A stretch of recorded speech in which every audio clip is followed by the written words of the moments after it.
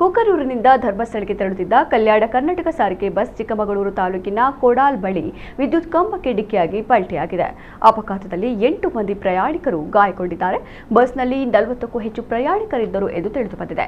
ಗಾಯಾಳುಗಳನ್ನು ಆಸ್ಪತ್ರೆಗೆ ದಾಖಲಿಸಲಾಗಿದೆ. ಚಿಕ್ಕಮಗಳೂರು ಗ್ರಾಮಾಂತರ ಪೊಲೀಸ್ ಠಾಣಾ ವ್ಯಾಪ್ತಿಯಲ್ಲಿ ಈ ಅಪಘಾತ ಸಂಭವಿಸಿದ್ದು, ಸ್ಥಳಕ್ಕೆ ಪೊಲೀಸರು ಭೇಟಿ ನೀಡಿ ಪರಿಶೀಲನೆ ನಡೆಸಿದ್ದಾರೆ.